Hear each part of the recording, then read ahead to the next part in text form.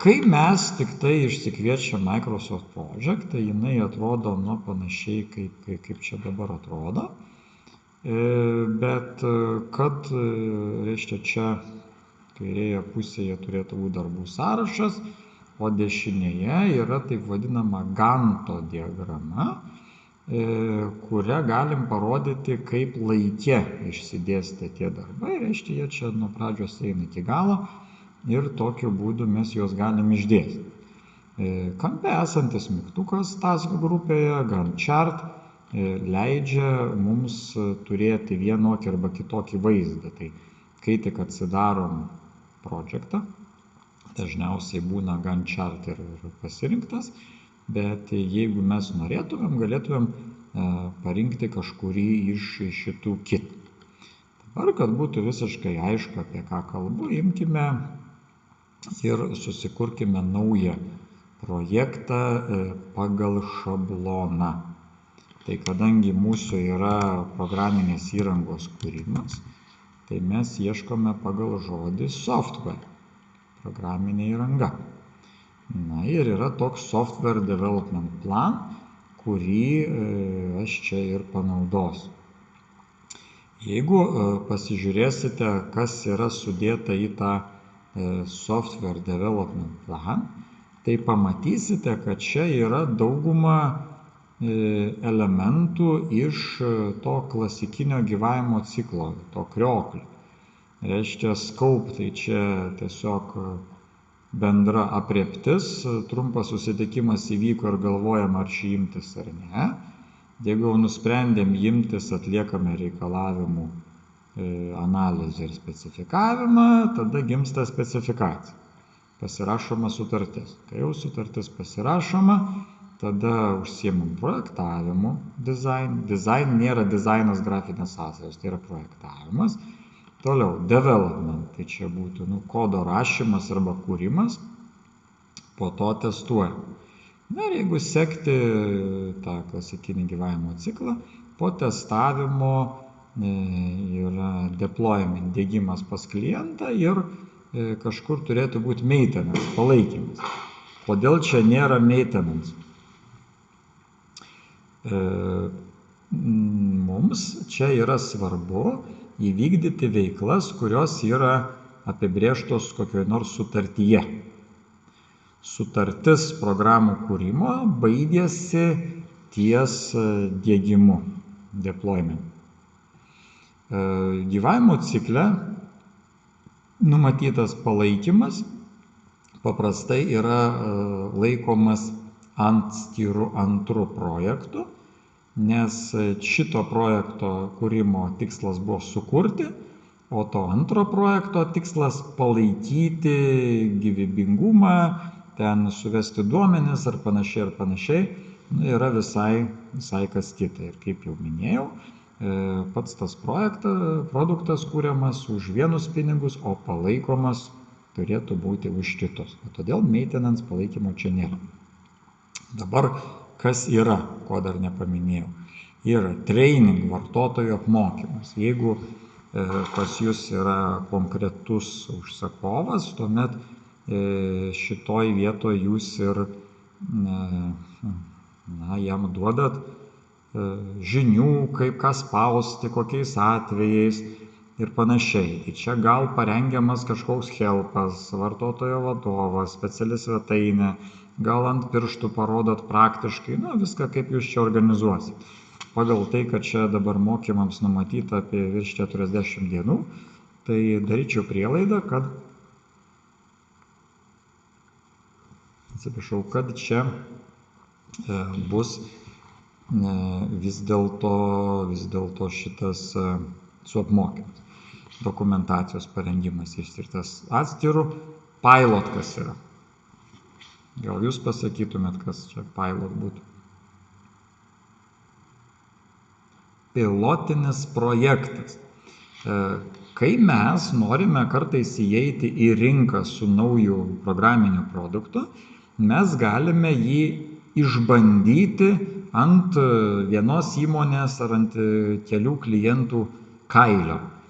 Ir tada susipažįstam, kokios yra galimos problemos gyvai iš tikrųjų kylančios ir tada dar galima kažkokius nedidelius pasikoregavimus padaryti.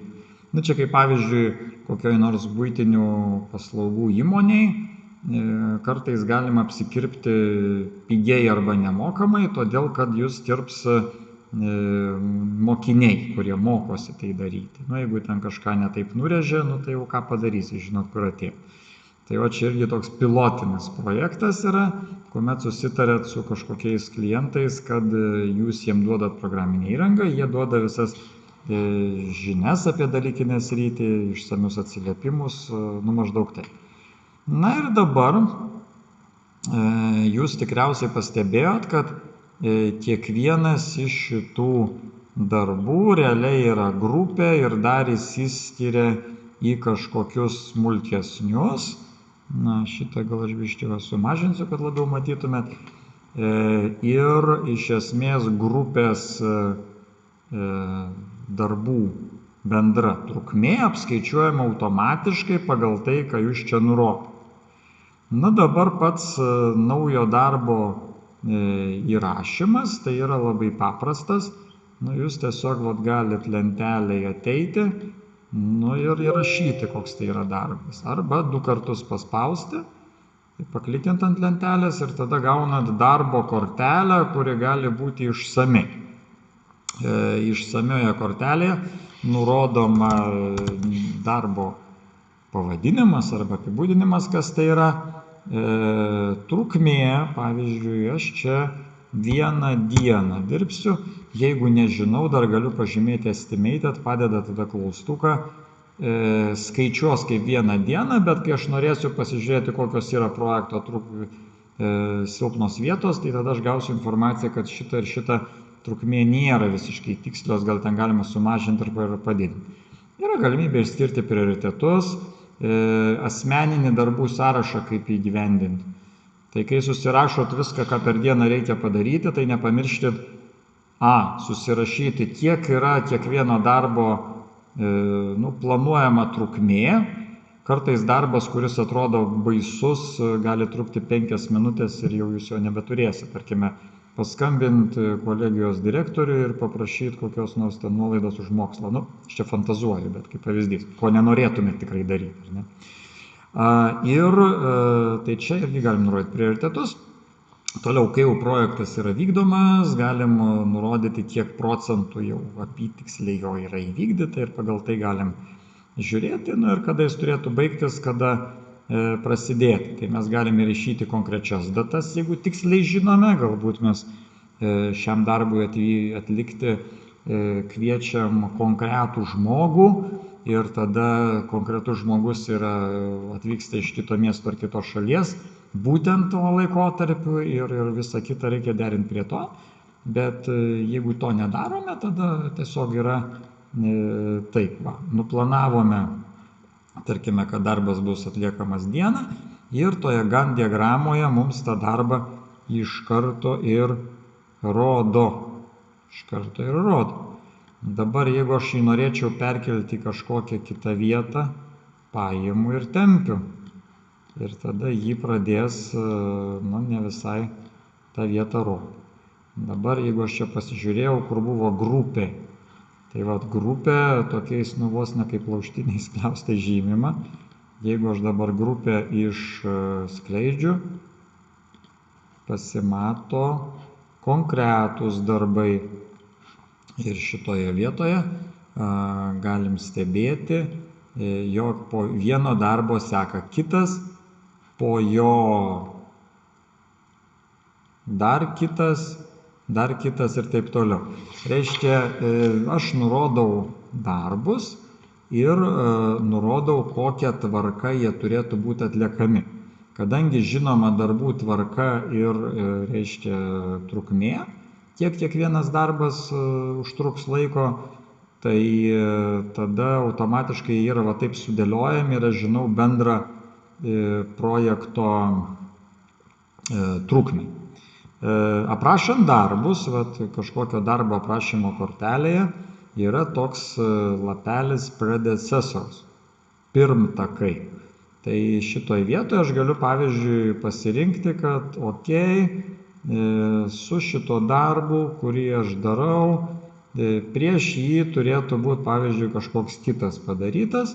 Na ir čia yra svarbi vieta ryšio tipas.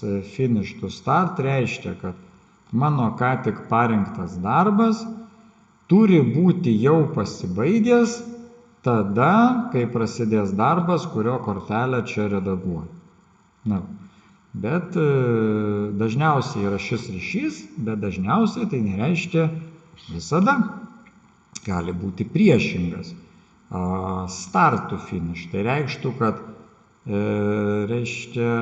kai darbas, kurio kortelę redaguoju, baigsis, tada ką tik rašytas darbas turi startuoti. Priešingai.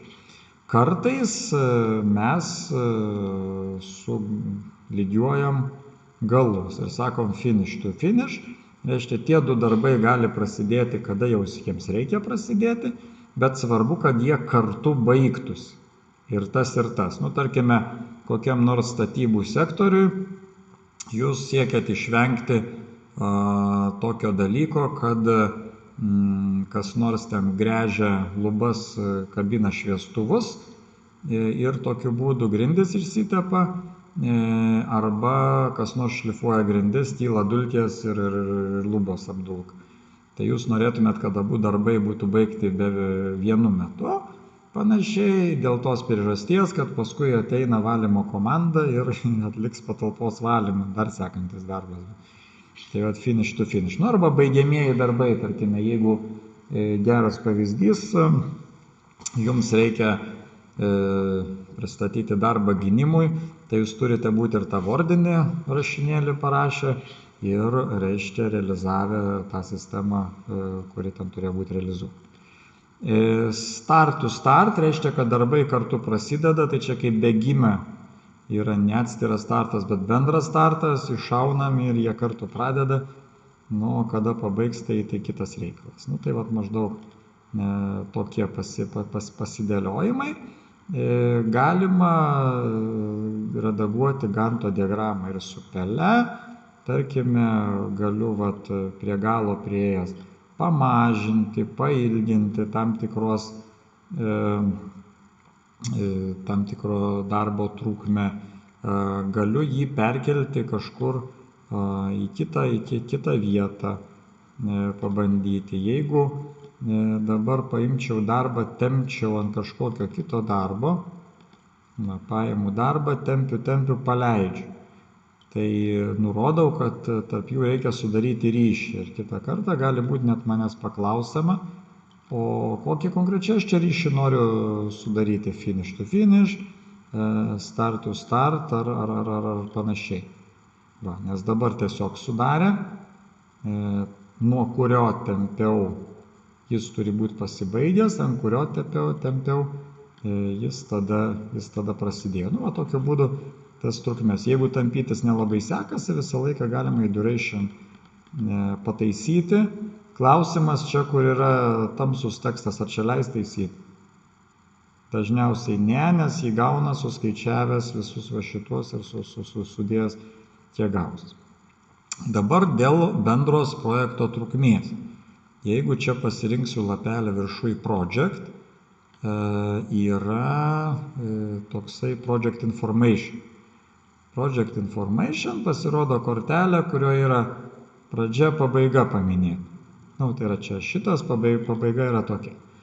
Dabar šitoje vietoje galime numatyti, kada viskas baigsis. Tarkime, jeigu sakau, kad šiandien 19 dieną prasidės ir aš taikau laiko skaičiavimą nuo projekto pradžios, tai tas projektukas, kur čia primečiau, sėkmingai baigsis tada 24 metų vasario 8.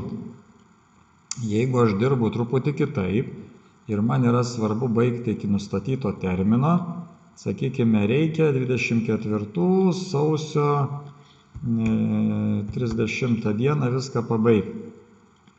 Tai tada, žodžiu, bus perplanuotos veiklos ir bus pasakyta, kad tai tada turėjai pradėti šitą projektą rugsėjo jau 8. Nu ir mes čia 11 dienų dabar vėluojame. Na, aišku, tada galvojat, kaip sukompaktinti, ką čia galima sutrumpinti, gal galima keletą darbų lygiagrečiai padaryti ir reiškia, jie yra tarpusavį nepriklausomi ir va tokiu būdu laiko sutaupyti. Nu, žodžiu, projekto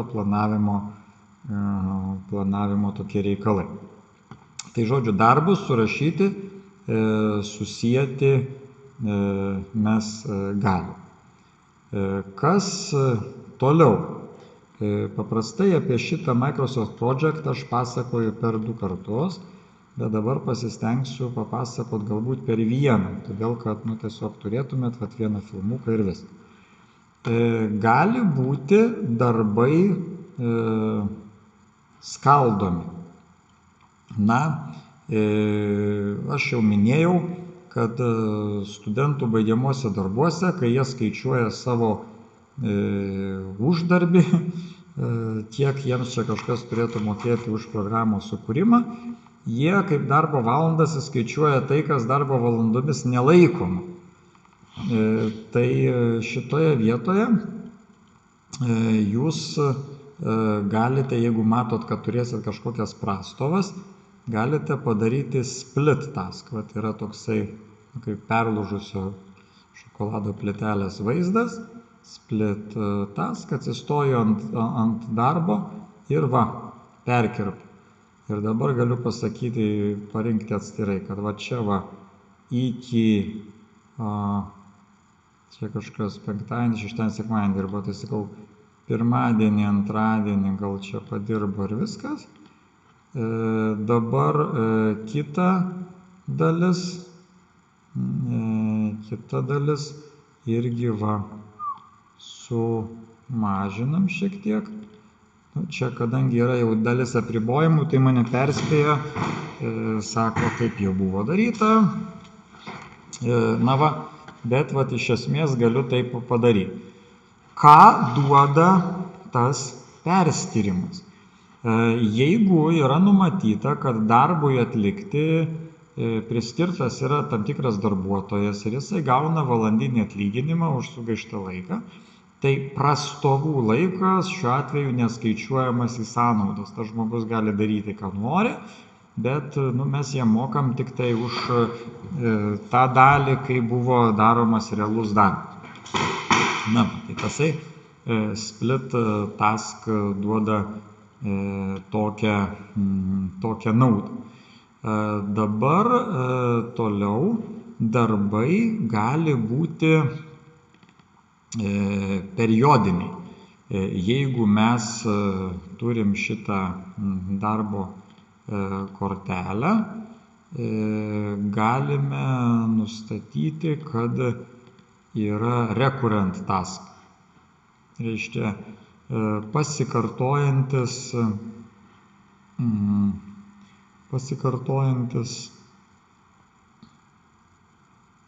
šitas darbas.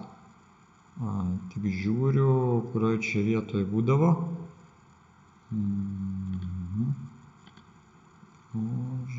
Jų prie task turėtų būti. Prie failų, ne. Dabar greitai nerandu, tai galbūt kitoj vietoje aptarsiu, kaip tas pasikartojantis darbas daromas. Task, rodiklė žemyn, recurring task. Reiškia pasikartojantis darbas. Tai jeigu, pavyzdžiui, aš čia noriu pasirašyti, kad susirinkimas ir sakau, kad tarkime kiekvieną antradienį darom susirinkimą konkrečiu laiku ir baigiam jį irgi tam tikrų konkrečių laikų. Kaip manot, antradienis gera diena susirinkimam daryti ar ne? Susirinkimai turėtų būti arti kurio nors savaitės galo. Idealu būtų daryti pirmadienį, pradedam pirmadienį, aptariam savaitės darbus ir dirbam. Tačiau pirmadienis kartais būna, toksai karštas, dažnai jau yra kažkokių darbų priplanuota ir taip toliau, ir tada yra tikimybė, kad susirinkimui laiko niekas nenorėtų skirti. Tai sakyčiau, tada antradienis arba penktadienis tam tinka labiausiai. Blogiausia diena susirinkimų yra trečiadienis. Nes psichologiškai atrodo, tai dar savaitę laiko dar padarysime, bet tuo tarpu iš jūsų savaitės liko ketvirtadienis, penktadienis, 2 darbo dienos. O jeigu ketvirtadienį, penktadienį galvojat, tai ten per pirmadienį padarysim, blogiausiu atveju dar antradienį turim, tai jeigu pirmadienis pikinis lieka antradienis vien tik tai kitaip sakant, mes galim iškelti kokius norim geriausius tikslus iš susirinkimų, bet jeigu nėra pakankamai ilgas laikotarpis paliktas realizavimui, tai ir nebus realizuota. Tai vadėl trečiadienį susirinkimų nedarykite. O pirmadienis, antradienis arba penktadienis tai tinka. Ir dabar aš, pavyzdžiui, pasakiau, kad pas mus bus 10 susirinkimų, paskui jau nedarys. Ir ką, matom, kad ir suplanavo konkrečią dieną, konkrečiu laiku, turime susirinkimų kalendorių, pažymim, Ctrl+C, išsiunčiam visiems paštu ir visi žino, kada tai bus. Tai tas recurring task labai yra gera priemonė.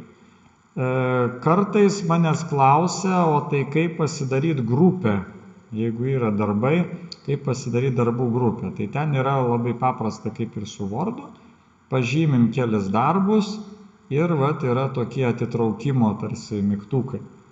Tai jeigu aš tos darbus atitraukiu, tai artimiausias viršuje esantis darbas tampa grupe. Ir net tada aš galiu jį suskleisti, mano ką tik pažymėti darbai tapo šito darbo kaip pogrupė su subgrupė. Jeigu aš juos pažymiu ir gražinu į tą patį hierarchijos lygį kaip ir tasai didysis darbas, tai didysis darbas nustoja būti didžiuoju, nes jie visi, reiškia, yra vienodam hierarchijos lygmenį. Tai taip galima susikurti tuos grupės. Reiškia, jūs įrašo darbą, kurio pavadinimas yra viskas grupė, ką reikia padaryti, pavyzdžiui, pilotinis arba tenais testavimas, o paskui surašot visokius smulkius darbus, kuriuos reikia padaryti ir su šituo ident task mygtuku pastumėt į šoną ir pirmasis darbas tampa grupe. Tvarkoj. Tai čia būtų apie darbų sąrašą. Antras pagal įdomumą dalykas Microsoft Project'e yra ištekliai arba resursai. Tai yra resource sheet, panašiai kaip jūs ką tik susirašėt šituos darbus, taip čia galima surašyti resursus turimus. Dabar šitame pavyzdyje matau, kad čia resursai yra žmonės ir prie type visur yra work. Tai yra darbuotojai. Tai jeigu dabar yra kažkoks darbuotojas, sakykime, analitikas, tai yra nurodoma ir cost iki kokios datos, sakykime, ten kokios 2000, datos dabar neleidžia man pasirinkti pirmam.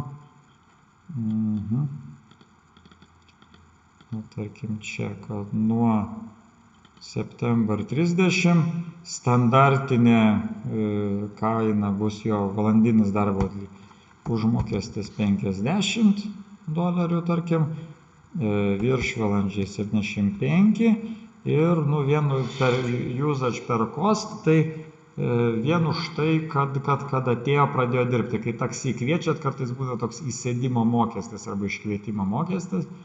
Jeigu su kokią programėlę kviečiat, gal nereikia mokėti, bet 4 eurai vien tik tai už apsilankymą. Kai, tarkime, kokią buitinę techniką taisot, tai yra atskiros eilutės atvykimas meistro ir antras už atliktus darbus. Sakykime, tai dabar dar kokia nors kūrėjo, kai studentai nurodo kiek turėtų žmonės mokėti tam kūrėjui. Tai nurodo ten kokie 5 eurai už valandą, kas yra mažiau už minimumą. Tai jeigu žmogus šluotų gatves, krautų dėžes, jis gautų daugiau negu kad jūs čia nurodot. Overtime tai planuokit, sakykime, 100 eurų. Čia aišku, nei vienas iš tų nurodytų neturi realybę susijusios su realybė, bet tokiu būdu mes nurodom resursus. Svarbu paminėti, kad čia gali būti ne tik žmogiškieji resursai, bet ir kažkokie kitokie. Jeigu aš išskleisiu sąrašą, matysiu, kad be work yra material ir cost. Material tai reiškia konkretus daiktas. Pavyzdžiui, jums kažkokiam darbui, ten susirinkimui vykdyti reikalingas projektorius. Ir jūs galite nurodyti, reiškia, šitos finansinius dalykus. Tarkime, gal projektorių nuomojatės už kažkokią ten 20 eurų ir pagal tai, kiek išnaudosit, ten kokie, sakykime, 2 eurai už valandą. Va tokios sąlygos. Tai čia material. Ir tada galėtume nurodyti visokius daiktus, kuriuos reikia įsigyti ar išsinuomoti, žodžiu, kad turėtumėt. Jeigu yra daiktas fiksuotas, nusipirkot ir visą gyvenimą jisai bus, tai yra tas usage cost, naudojimo, fiksuota kaina, o jeigu yra valandinis, nurodom valandinį. Dabar toliau yra dar toks dalykas kaip cost, tiesiog kaštai. Čia, reiškia, vadyboje yra, taip vadinami fiksuoti kaštai. Reiškia, bet kokios išlaidos, kurias jūs patiriat, kai kurios priklauso nuo jūsų veiklos, vykdot veiklą, patiriat tokių kaštų daugiau, o kai kurios nuo veiklos intensyvumo nepriklauso. Tarkime, jeigu jūs mokat biuro nuomą, tai nuomininkui visai nesvarbu, ar ten 10 darbuotojų dirbs iki išnaktų, ar čia vienas žmogus tiesiog bus priiminės klientus, už nuomą mokat vis tiek fiksuotą sumą. Pavyzdžiui, kokia nors apsauga, jeigu ten, sakykime, kokia nors kavinė turit ar dar ką nors tokio, tai tas mokestis autoriams už leidžiamą muziką ir taip toliau, nepriklauso nuo to, ar kas nors ateina į kavinę ar ne. Tai šitoj vietoj, sakykime, kad pas mus, sakykime, apsauga prisimelavom kažko, dabar ateina nepatenkinti klientai. Ir irgi galim numatyti, kokios